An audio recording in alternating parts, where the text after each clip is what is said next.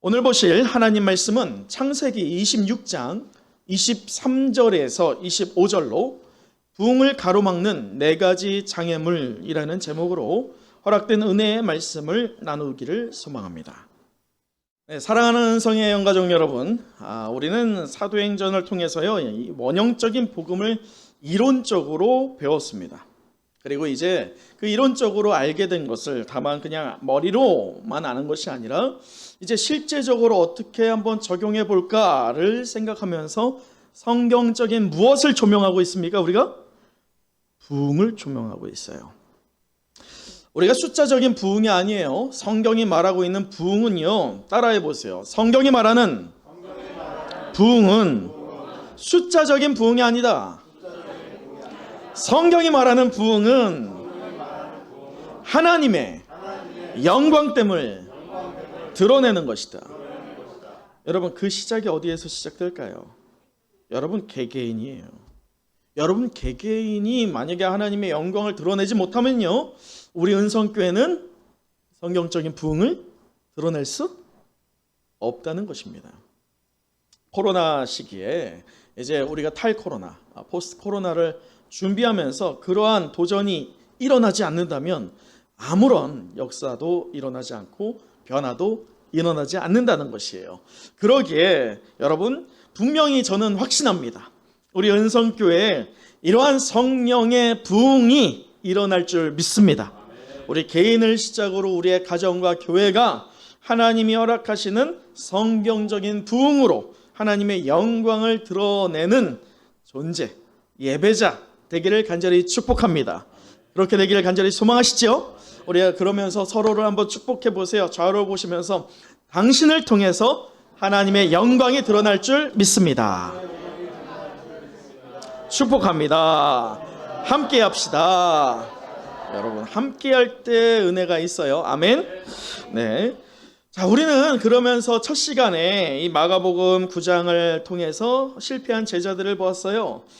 어제 했던 것을 그냥 아무런 준비 없이 그냥 하면 되겠지라고 하는 안일한 마음으로 그렇게 했을 때 귀신이 나갔습니까? 안 나갔어요. 오히려 비웃음 받았습니다. 여러분, 그것을 보면서요, 우리가 도전을 두 가지를 도전했었어요. 기억하세요? 첫째, 무엇을 도전했습니까? 무엇 하자고 제가 도전을 했어요? 첫째, 따라해 보세요. 훈련하자. 여러분, 훈련하지 않으면 아무런 변화 일어나지 않습니다. 여러분이 도전하지 않으면 그냥 그 모양이에요. 아니요, 오히려 하루하루 지날수록 뒤로 퇴보할 뿐입니다. 그러기에 우리는 훈련이 있어야 돼요. 두 번째, 제가 무엇을 하자고 했습니까? 기도를 하자고 했어요. 그래서 금요 성령 집회 여러분이 마음 모아야 한다는 것입니다. 이것은 선택이 아니에요. 이 코로나를 우리가 극복하면서 미래를 대비하면서 우리 오늘의 성도들에게, 오늘 은성의 모든 영가족이라면 우리 모두에게 하나님께서 허락하시는 필수의 과제가 바로 무엇이다? 기도라는 것이에요. 그래서 그 기도를 함께 하기를 소망합니다. 자, 이렇게 두 가지를 적용하면서 우리가 지난주에 또한 이 창세기 26장의 말씀을 통해서 이삭을 조명했어요. 그 이삭이 하나님의 시련을 통해서 이 블레셋 사람들이 그에게 장애물을 놓는데 왜 장애물을 놨던가요? 무엇 때문에요? 시기 때문이었어요.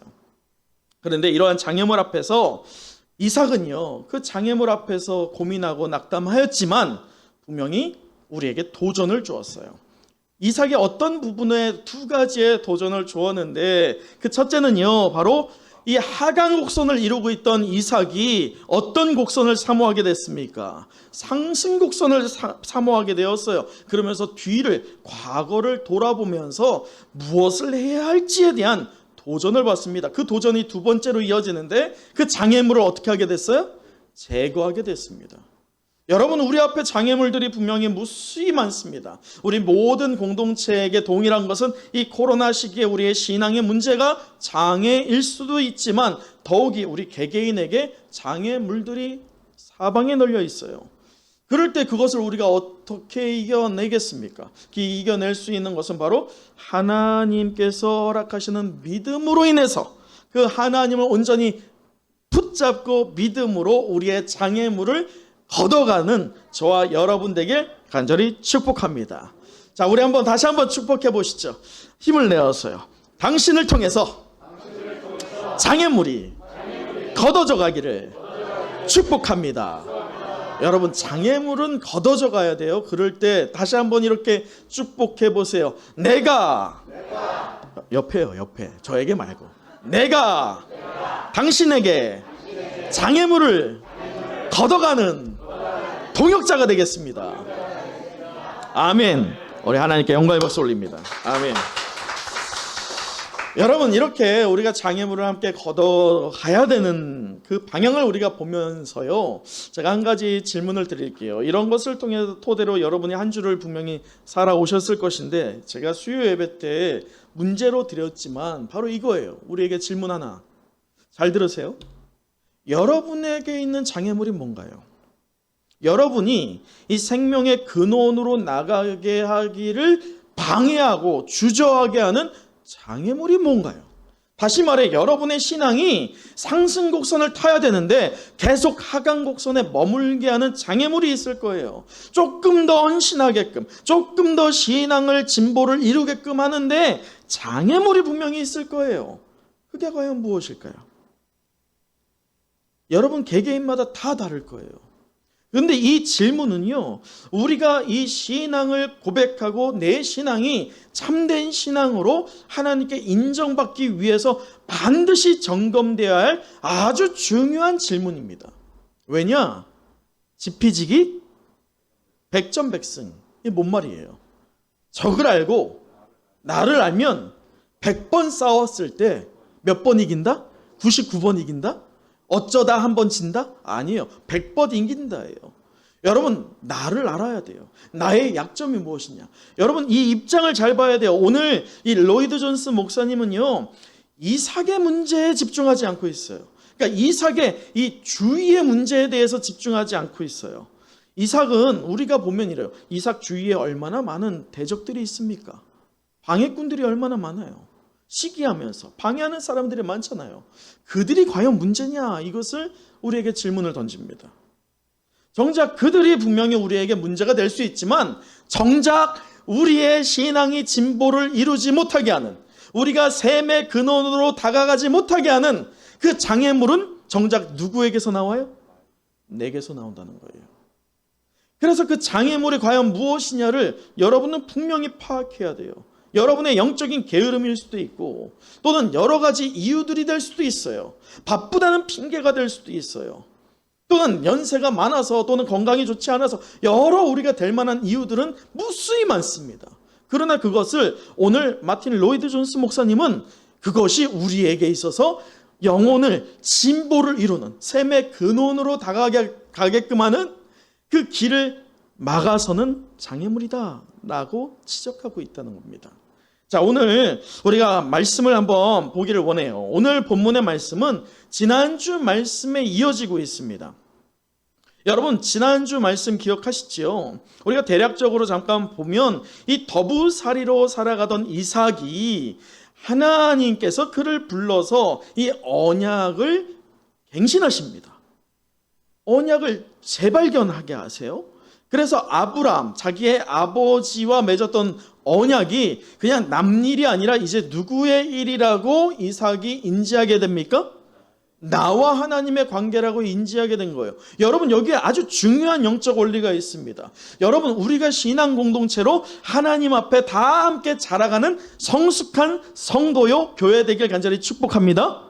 그런데요, 중요한 것은요, 이 공동체에 여러분이 아무런 애씀도 없이, 이 장애물을 걷어가는 애씀이나 노력 하나 없이 그냥 이 공동체에 있다고 해서 여러분의 신앙이 자라갈까요?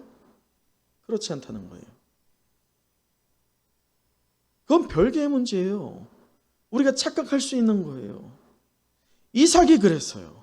이삭은 아브라함의 언약을 분명히 하나님이 재갱신하면서 이것이 너와 내가 제 언약을 맺는다라고 하면서 이삭에게 이제 너의 하나님이 된다라고 깨달음을 주었지만 그는 넘어지고 말았죠.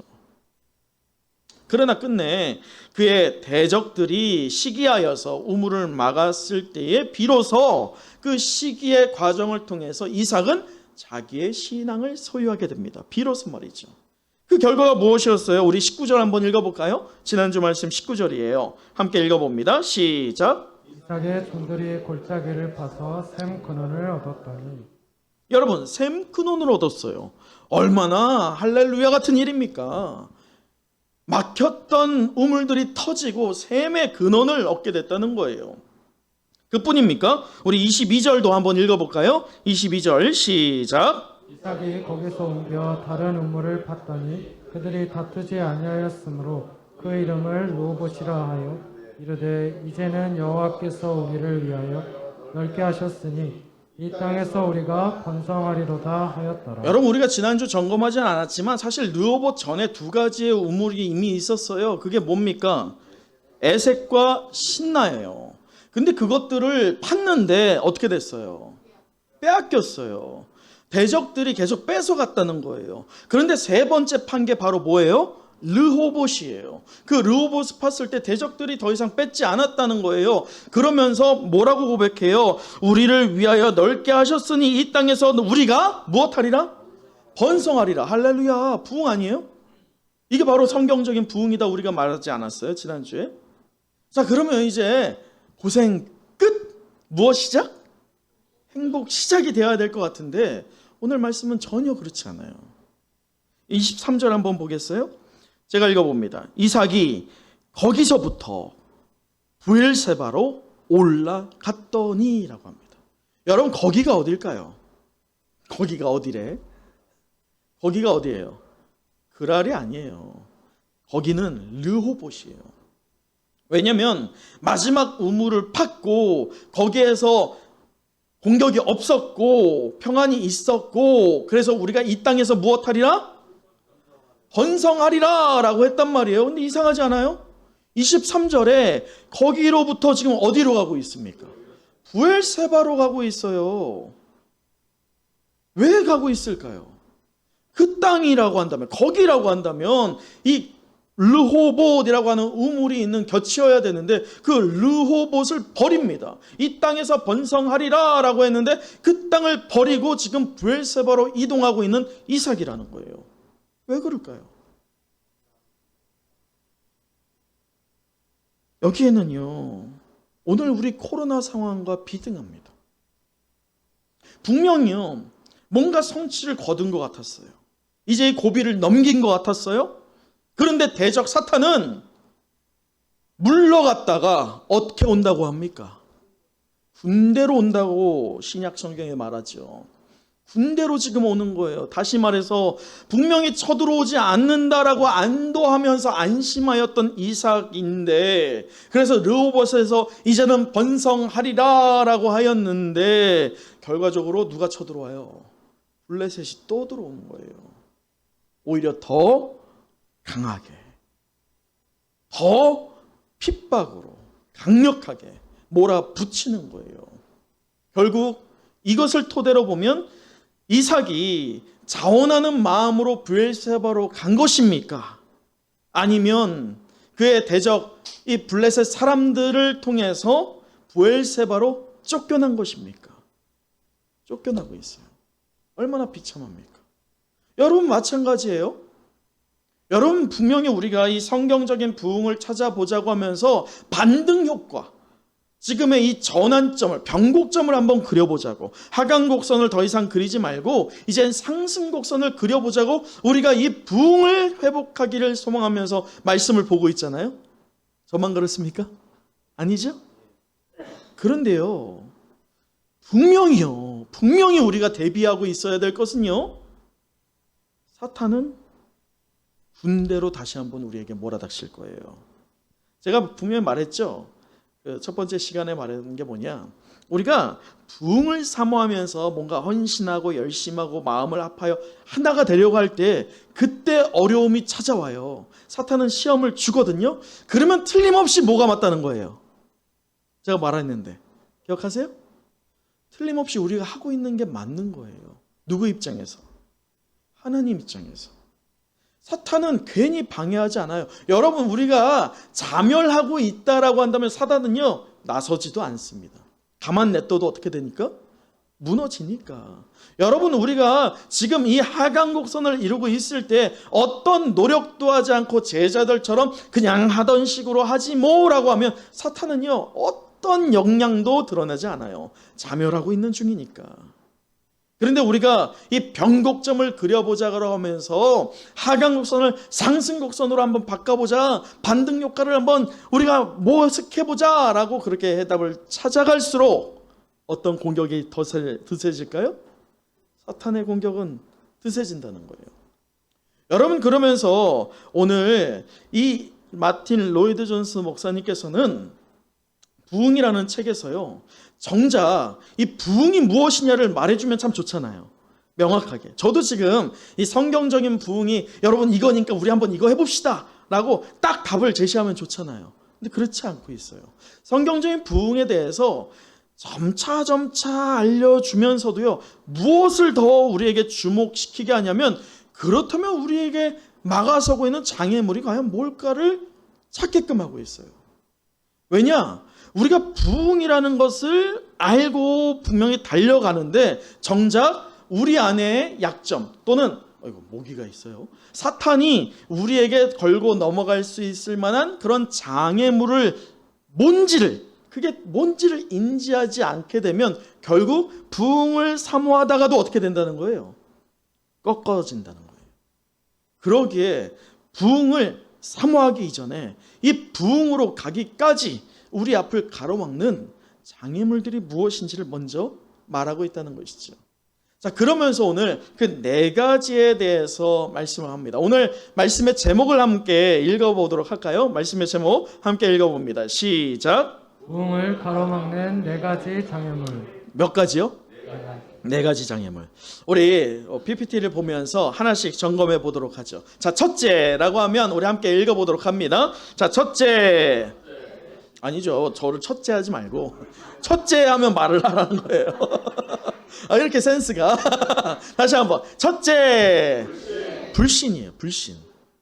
여러분, 지금 이삭의 입장에서 생각해 보세요. 분명히 자기가 언약을 이제 재확인했잖아요. 이제 아브라함과 있었던 언약이 누구 거에 됐어요? 내게 됐다라고 믿었잖아요. 그러면서 셈의 근원을 찾았잖아요. 근데 지금 또 어떻게 하고 있어요? 또 하나님은 끌어내리고 있어요. 대적들은 더 공격을 더 드세게 해옵니다. 이럴 때 여러분이 이삭이라고 한다면 첫 번째로 어떤 마음이 들까요? 하나님에 대해서 믿지 못하게 돼요. 하나님 말했는데 한 입으로 두 말 하시네. 아니 나한테 이렇게 언약을 해주셨는데 뭐 이래? 땅을 주신다며요. 근데 왜 맨날 뺏어가요? 라고 반응할 수 있겠죠. 그래서 이 불신은 성도에게 있어서 아주 중요하게 역사하는 이 장애물 가운데 하나입니다. 여러분 보세요.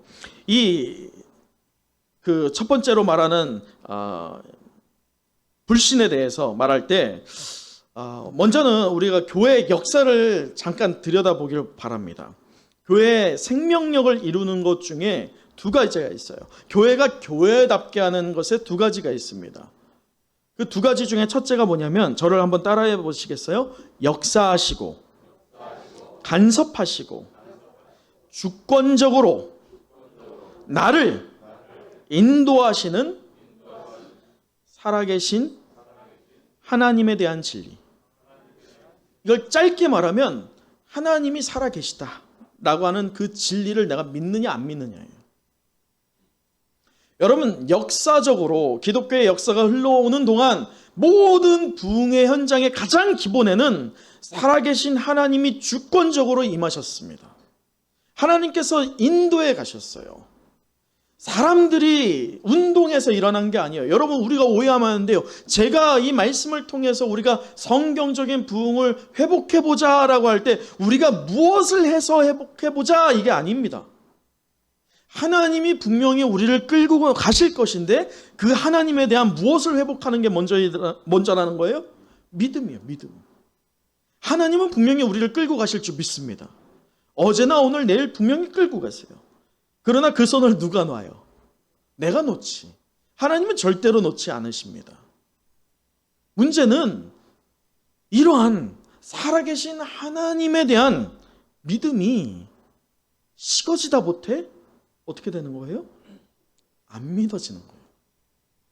그런데도 중요한 거는 그가 교회에 나온다는 거예요. 참 흥미롭죠? 하나님에 대해서 그냥 문자적으로나 그냥 인식적으로는 있다라고 생각은 해요. 근데 정작 그 하나님이 내 삶에는 있지 않아. 왜냐? 하나님이 내 삶에 있게 되면 내가 할 수 있는 게 있어요, 없어요? 그래서 거부해요. 왜냐면 내 삶을 누가 책임져야 돼요? 내가 책임져야 되거든. 내가 마음대로 하고 싶거든. 저 세상 사람들처럼도 해보고 싶고 할 수 있는 거. 한 번 사는 인생. 노세? 젊어서 노세. 늙었는데도 노세.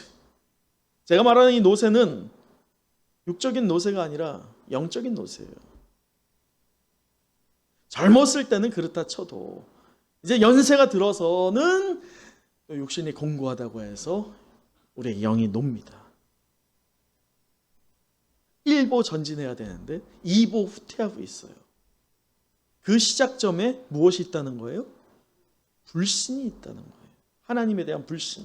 두 번째, 우리 기독교 역사에서요, 부흥의 현장에 가장 기본적으로 있었던 진리가 하나가 있는데 그게 무엇이냐 한번 또 저를 따라해 보세요. 둘째는 둘째는 저를 따라하시고요. 성경의 권위에 대한 진리. 성경의 권위에 대한 진리예요. 성경 권위가 있는데 더 이상 저 세상에 우리가 이 말씀을 갖고 나가서 이 코로나가 이후에 코로나가 아주 대전환을 일어났어요. 우리가 말씀 가지고 나가서 전도해야 될 거 아니에요? 근데 문제는 말씀 가지고 나가서 전도하면 저들이 이 말씀의 권위를 인정할까요? 안 해요. 안 해요. 절대 안 해요. 근데 하물며 그렇게 인정도 못하는데 정작 우리 중심 안에 우리 안에 이 말씀에 대한 권위가 우리에게도 없다는 거예요. 그게 문제죠. 말씀이 권위가 있다라고 한다면요, 분명하게 보여지는 현상이 있어요. 부흥의 역대 모든 기독교 역사에서 있었던 부흥의 현장에서 똑같이 있었던 것은요, 이 말씀의 권위 앞에 순종하고 굴복합니다. 말씀을 받을 때 여러분 느헤미야를 보세요. 에스라를 보세요. 그때 하나님의 말씀을 딱 피는 순간에 사람들이 어떻게 할까요? 시키지도 않았는데 그 자리에서 일어납니다. 지금은 여러분 사실 편하게 앉아 계시잖아요. 그죠? 누구만 서 있어요? 저만 서 있잖아요. 그런데 느헤미야를 보면요, 새벽부터 정오까지, 정오에서 저녁까지 말씀이 덮어질 때까지 모든 사람이 서서 아멘, 아멘 하면서 말씀을 받았습니다. 그럴 때 부흥이 일어났어요. 영적인 부흥 말이죠. 하나님의 영광 때문에 일어났어요. 다시 말해서 오늘 여러분이 제 설교가 아니라 하나님의 말씀이 권능이 있다, 이 말씀이 우리의 삶을 인도한다라고 분명히 여러분이 인정하고 그 권위를 높인다면요, 하루라도 말씀을 안 볼 수가 없게 됩니다. 왜냐하면 말씀에 생명이 있으니까 말이죠. 자, 우리가 포스트 코로나 시대에 우리가 부흥에 대해서 소망함이 있다라고 한다면요, 분명히 현대 사회에서의 블레셋이라고 할 수 있는 우리를 시기하고 우리의 우물을 막아버리려고 하는 저 세상은요, 우리에게 어떤 방법을 동원해서라도 하나님의 관계를 어떻게 해요? 불신하게 해요. 여러분, 그러기에 우리의 불신의 장애물을 걷어내는 저와 여러분 되길 간절히 축복합니다. 진리를 추구하여서 하나님이 살아계시고 또한 말씀이 하나님의 말씀 1.1핵도 변치 않고 응답될 하나님의 말씀이라고 믿음으로 고백하고 또 그 말씀을 우리의 삶에 적용하는 저와 여러분들 때 분명한 성경적인 부흥이 여러분 개인과 가정과 우리 은성교회에 임하게 될 줄 믿습니다. 두 번째 장애물에 대해서 로이드 존스 목사님은 이렇게 말합니다. 두 번째, 우리 화면도 보여주세요. 자, 함께 둘째 하면 여러분이 이제 하는 거예요. 이제 아셨죠? 해봤으니까. 자, 둘째, 오염된 교리가 있었어요. 이 오염된 교리 하니까 참 어렵게 느껴지는데, 여러분 구약 성경은 무엇을 기록합니까? 구약 성경은 창세기를 시작으로 말라기에 끝나는데, 구약 성경을 딱 한 줄로 요약하라 나간다면 여러분 어떻게 요약하시겠어요? 오실 메시아예요. 오실 메시아. 할렐루야. 그러면 신약 성경은요? 오신 메시아. 여기서 끝나면 안 되죠. 오신 메시아 더하기 다시 오실 메시아에 대해서 기록되어 있는 게 신약 성경입니다. 곧 창세기를 시작으로 요한계시록에 이르기까지 온통 성경이 말하고 있는 바는 누구입니까? 예수 그리스도예요. 자, 예수 그리스도가 항상 그 부흥의 중심에 있었는데 이 오염된 교리는 심각한 문제를 발산시켰습니다. 뭐냐? 이런 질문이에요. 제가 이렇게 한번 질문해 볼게요. 여러분 지금 여러분에게 예수 그리스도의 피가 여러분의 신앙의 중심에 있으십니까? 아니면 봉사나 실천적인 행위가 여러분의 신앙의 중심에 있으십니까? 다시 말해서 여러분 교회 왜 오냐 이거예요. 오늘 교회 오셨는데 왜 오냐 이거죠. 네? 사람 만나는 거. 사람 만나는 거 중요합니까? 안 중요합니까? 중요하죠. 여러분 지금 왜 코로나 시기에 우리 은성교회를 비롯해서 한국교회가 이렇게 위기를 당면했는 줄 아세요? 식사가 없어서 그래요. 여러분 교회는 항상 식사 공동체였어요. 여러분 한국의 정서는 함께 모여야지 정이 쌓아지는 거예요. 밥을 먹는 거예요. 여러분 저는 여러분과 함께 식사한 게 2달밖에 되지 않아요. 2달 먹고 어떻게 됐어요? 지금 거의 2년 넘어가게 3년을 우리가 식사를 못하고 있어요. 그러다 보니 관계가 다 깨져나가는 거예요. 여러분 근데 이것에 우리가 유의해야 해볼 게 있어요. 분명히 관계는 중요하지만 그 관계가 더 우선이 되었을 때면 또 그 관계를 통해서 교회에 나오는 게 재미가 있고 또 그 관계를 통해서 교회에 헌신하고 봉사하는 거 중요합니다. 그러나 그것이 예수의 피에 대한 반응보다도 앞서게 될 때면 그 신앙은 무너지고 맙니다. 공든탑이 한 번에 무너져요. 앞뒤가 잘못되면 말이죠. 우선순위가 잘못되면 말이에요. 그래서 온전한 믿음이 우리에게 먼저 있어야 한다는 거예요. 그 교리는요, 다시 말해서 내가 말씀을 그냥 아는 것도 중요하지만 그 아는 것을 삶에 실천하는 거예요. 그런데 그게 나 혼자만이 아니라 어떻게? 함께 공동체를 이뤄서. 여러분 그래서 지금 10명의 훈련생들이 임하고 있는 어떤 것? 생명의 삶의 의미가 있는 거예요. 부담이 되죠. 그러나 이게 다만 훈련생들도 잘 들으세요. 다만 이게 여러분이 이거는 그냥 이론적으로 이런 거구나. 이거 위해서 우리가 하는 게 아닙니다. 이걸 우리의 삶에 어떻게 하자? 적용하면서 예수 그리스도의 피가 우리의 신앙의 중심 되기를 다짐해보자라는 거예요. 함께 말이죠. 그래요. 우리가 이 포스트 코로나 시기에 우리가 사탄이 또 우리 세상이 우리에게 장애물을 놓으면서 샘의 근원으로 가기를 가로막고 있지만 우리가 온전한 교리, 곧 예수가 우리 유일한 구원자 되시고 우리의 유일한 중보자가 되어주신다라고 하는 분명한 그 교리를, 훈련을 우리에게 다시금 회복될 때에 우리 은성교회가 은혜와 역사가 함께 부흥함으로 이루어가기를 간절히 사모합니다. 자, 세 번째가 있어요. 우리 세 번째 함께 또 읽어볼까요? 자, 세 번째 시작. 우리 교단을 보수교단이라고 합니다. 좀 다른 기장이나요. 기장은 이 기독교 장로회라고 하는 쪽인데, 그런 쪽은 이제 운동 쪽으로 많이 합니다. 사회 동참이나 이런 쪽으로 하는데, 그들은 사회 동참은 잘 하는데요. 무엇이 없을까요? 무엇이 좀 약할까요? 말씀이 약해요. 하나님에 대한 신앙보다 사회 동참이 어떻게 보면 좀 더 카톨릭에 가깝죠. 뭔가 내가 행위를 하는 게 신앙이 더 깊어지고 커지는 것이라고 받아들입니다. 근데 우리는 이 성경의 말씀을 가지고요, 보수, 곧 정통이라고 생각하면서 하나님을 진리 가운데서 믿는다라고 고백합니다. 그러나 정작 반대로 무엇이 부재해요? 사회 동참이 부족해요. 정통이라고 하는데 우리는 정통이 맞아요. 예수는 그리스도다라고 분명히 우리는 입으로 시인하는 것뿐만 아니라 삶으로 고백하기 위해서 매 순간 몸부림치는 저와 여러분일 줄 믿습니다.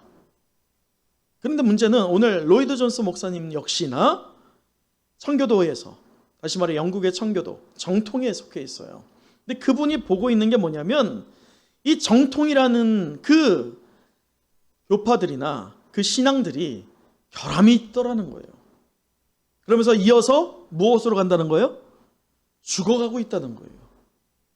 이것은 무엇을 말하냐면, 여러분, 이 기독교 진리에서의 가장 중요한 진리 가운데 하나가 바로 이신칭의입니다. 여러분, 이신칭의가 무엇이었죠? 이신칭의 기억하세요? 할렐루야. 이신칭의를 아실 줄 믿습니다. 저를 따라하세요.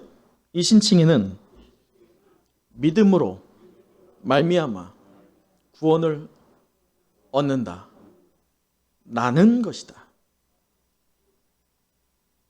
기억하세요. 이게 이신칭이에요. 믿음으로 말미암아 의롭다함을 칭함받는 거예요. 믿음으로. 이 믿음의 시작은 무엇에서 시작됩니까? 예수 그리스도를 나의 구주로 영접함에서 시작돼요. 수많은 성경의 인물들 뿐만 아니라 기독교 역사 안에서 허다한 영성 있는 사람들이 바로 이러한 이신칭의를 통하여서 예수를 영접하고 구주로 고백할 때 그를 통하여, 그를 사용하여서 부흥의 역사를 이루어 가셨던 하나님이십니다. 사도행전에 나오는 사도 바울만 봐도 보면 우리가 알지 않습니까? 청년 사울일 때 그가 얼마나 열심히 있었습니까? 유대교에 대해서 말이죠. 그렇다고 그가 하나님을 안 믿었어요? 아닙니다. 하나님을 너무나도 신실하게 믿었어요. 그러나 누구를 믿지 않았습니까? 예수 그리스도를 믿지 않았어요. 메시아를 믿지 않았어요. 그런 그에게 주님께서 나타나시고 그의 인생을 송두리째 바꿔주십니다. 전환시켜 주셨어요. 그러자 그가 누구를 구주로 고백합니까? 예수를 구주로 고백하게 되죠. 그럴 때 그로부터 나왔던 선한 영향들이 얼마나 파장을 일으키고 열매를 거둬갔던 것을 우리는 사도행전의 기사를 통해서 알고 있습니다. 근데 문제는 우리가 정통이라고 하는데 이신칭이 믿음으로 내가 의롭다 여김을 받았다, 곧 이 믿음은 곧 하나님의 선물이다 라고 하는 고백을 통해서 이 이신칭의를 하게 되면요, 분명한 그 다음의 결과가 나옵니다. 내가 믿음으로 나를 의롭다 하시는 하나님을 내가 마주할 때 그 다음이 나와요. 그게 바로 중생이에요. 이 중생이 뭐냐면 내 인생을 송두리째 바꾼다는 거예요. 누구의 힘으로?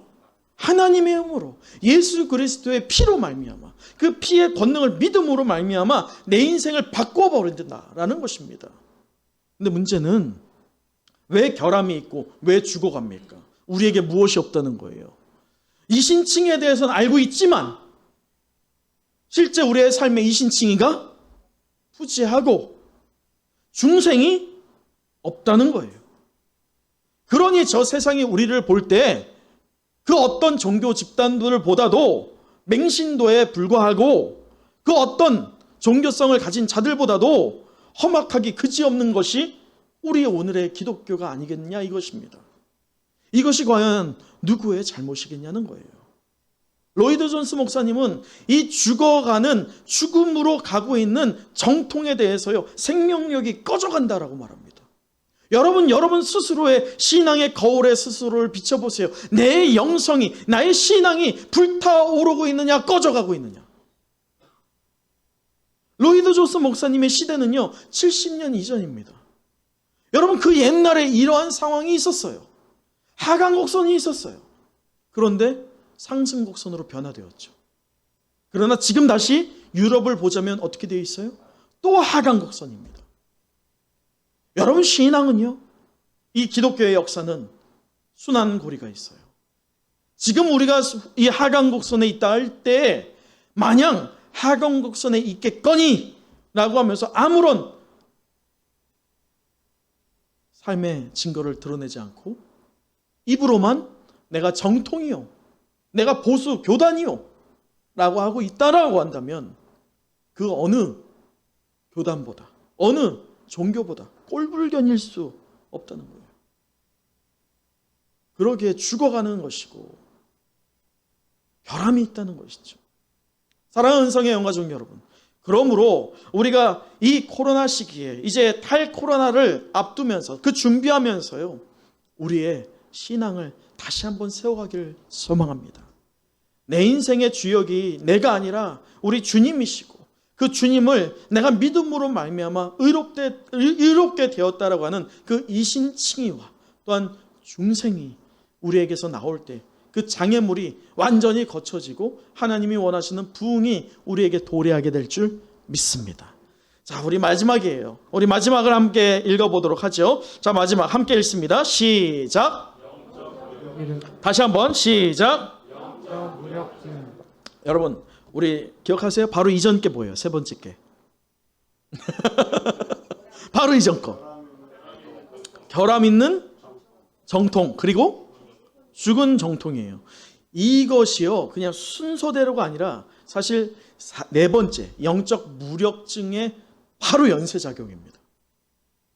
그러니까 순서대로 결함이 있고 죽어가고 영적 무력이 오는 게 아니에요. 한순간에 오는 거예요. 그걸 다만 순서로 나눈 것뿐이죠. 그 얘기는 지금 하강곡선을 이루고 있는 이 코로나 시기에 오늘 우리 은성의 영가족들이 어떤 상태에 있다는 거예요? 영적 무력증에 있을 수 있다는 것입니다. 여러분, 오늘 이삭을 보세요. 그가 그 앞에 놓였던 상황이요, 영적 무력증으로 끌어내리지 않습니까? 하나님을 의심하게 되지 않겠어요?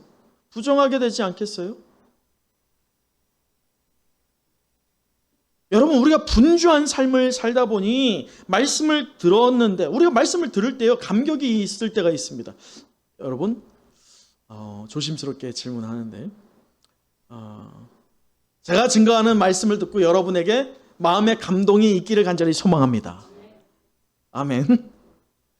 근데 마음의 감동이 있는데 임할 때가 있어요. 근데 문제는 그 임한 게 내 삶에 적용되는 것은 전혀 다른 일이라는 거예요. 사실은 우리는 다 알고 있어요. 마음의 감동이 임했다는 것은 누가 감동을 준 거예요? 내가 그냥 감동을 한 거예요? 여러분에게 제가 감동을 시킨 거예요? 아니죠. 누가 개입한 거예요? 성령이 개입한 거예요. 성령이 우리의 내주하시기에 똑같은 제 안에 있는 성령의 고백으로 부르짖게 되는 이 메시지를 여러분 내면 안에 있는 그 성령의 작용을 통해서 만나는 거예요. 시너지 효과를 누리는 게 바로 이 설교의 자리입니다. 그러면 말씀을 듣고 여러분 한 주에 이 말씀을 되새기면서 어떤 일이 있어야 됩니까? 결단한 것을 적용하고 실행해야죠. 근데 그게 안 나타나. 그게 안 나타나. 여러분, 근데 여기에서 아주 중요한 것은요, 이게 나타나지 않잖아요? 당연하게도, 매우 당연하게도 영적인 무력증에 빠지게 됩니다. 말씀을 듣는 게 그냥 한 주의 숙제가 아니에요.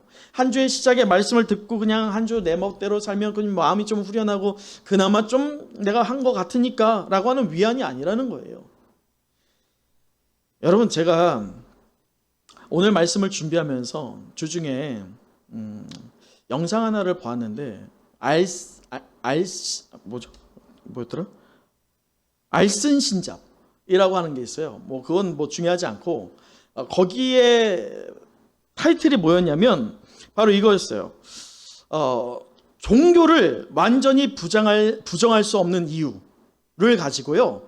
이 석학들이 나와서 토론을 합니다. 왜 종교를 부정할 수 없는지. 근데 여러 얘기들이 있었지만 결론이 뭔지 아세요? 엄청나게 이 지식적으로 충만한 사람들이 나와서 토론을 하거든요. 그런데 그 결론이 있어요. 결론이. 종교는 이것이다 라고 하는 결론이요. 그게 뭔지 아세요? 종교는 보험과 같다는 거예요. 보험과 같다. 이 얘기가 무슨 말인지 아세요?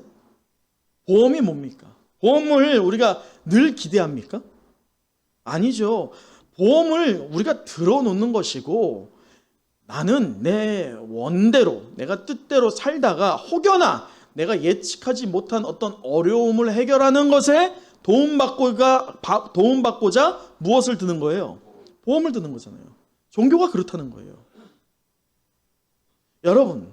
여러분에게 하나님은 보험과 같은 분이십니까? 그게 영적 무력증에 빠진 사람들의 반응이라는 거예요. 하나님은 마치 램프의 지니 같은 거예요. 저기 있어. 근데 거기 있기만 해야 돼. 내 삶에 간섭하면 안 돼. 왜냐면 내 삶은 누가 주관하니까? 내가 주관하니까. 내가 원하는 대로 살다가 혹시나 어려운 일이 나한테 발생이 되고 장애물이 나올 때 그때 램프의 지니처럼 내가 빌면 나와서 그때 해결해 줘 라고 하는 게 하나님이다 라고 하는 게 바로 영적 무력증이에요. 어찌 보면 코로나 시기에 한국 교회 성도들의 신앙생활과 비등한 것 같습니다. 여러분, 그러기에 우리가 이 영적 무력증에 빠지지 않기 위해서는요, 하나의 방법이 있어요. 그것은 바로 마음의 감동이 임한 것을 어떻게 해보겠다는 거예요? 실천하겠다는 거예요. 혼자가 아니라 함께 말이죠. 혼자는 안 돼요. 그러기에 현대의 블레셋 사람들인 이 세상에 가로막고 있는 그 영적 무력증이라고 하는 장애물을 제거하고 진리를 적용함으로 하나님의 영광 받으시기 합당한 존재로 인정받는 참된 예배자 되는 저와 여러분 되길 간절히 축원합니다. 그 결과 위로부터 부르신 그 부르심의 상급을 저와 여러분은 분명히 받게 될 줄 믿습니다. 말씀을 마칩니다. 오늘 우리는 부흥을 갈망하면서 부흥을 가로막는 몇 가지? 네 가지 장애물에 대해서 살펴봤습니다. 우리 마지막 25절을 함께 읽어보도록 하죠. 25절 시작. 이삭이 그곳에 제단을 쌓고 여호와의 이름을 부르며 거기 장막을 쳤더니 이삭의 종들이 거기서도 우물을 팠더라. 여러분, 다시 한번 우리 이삭으로 돌아와서 생각해 보세요. 이삭이 분명히 하나님을 믿음으로 우물을 팠는데 뺏겼고 쫓겨났어요. 그런 상황에서 하나님을 불신하게 되고 또 하나님을 자기의 삶의 주관자로 여기기가 참 어려워질 수 있는 상황이죠. 그럴 때 하나님께서 나타나시고 하나님께서 말씀하시는 게 무엇이냐? 24절. 그 밤에 여호와께서 그에게 나타나 이르시되 나는 내 아버지 아브라함의 하나님이니 무엇하지 말라? 두려워하지 말라 라고 말씀하십니다. 그리고는 내 종 아브라함을 위하여 내가 너와 함께 있어 내게 복을 주어 내 자손이 번성하게 하리라 하신지라 라고 말씀합니다. 여러분, 그 마음에 얼마나 두려움이 있었고 혼돈이 있었겠어요. 이삭에게 말이죠.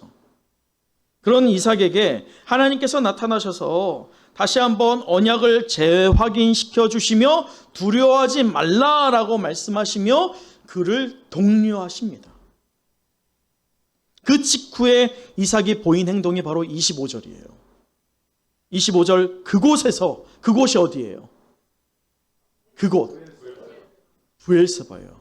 여러분, 바로 장면이 전환되면서 이전까지 그곳은요 르호봇이었어요. 근데 그 르호봇이라고 하는 장소가 마치 번성해야 할 수 있는 땅이라고 여겼던 이삭이었는데 그의 시점이 바뀌어버립니다. 번성할 수 있는 장소가 바뀌어버려요. 무엇으로? 브엘세바로. 근데 여기에서 잘 보세요. 하나님께서는요 무엇을 하냐가 아니라 무엇을 믿느냐를 원하셨던 거예요. 이 과정에서 말이죠. 지금 무엇을 하냐에 집중하고 있었던 이삭이에요. 그래서 우물을 파고 있잖아요. 근데 하나님께서는 지금 브엘세바에서 무엇을 받기를 원하시고 계셨던 걸까요? 제사예요. 곧 예배입니다. 무엇을 하냐가 아니라 무엇을 믿느냐를 이삭이 발견하기를 원하셨던 거예요.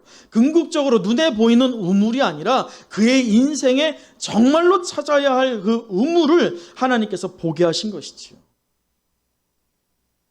이삭이 눈에 가려졌던 장애물들이 거쳐지니 하나님이 원하시는 궁극적인 목적을 찾게 됩니다.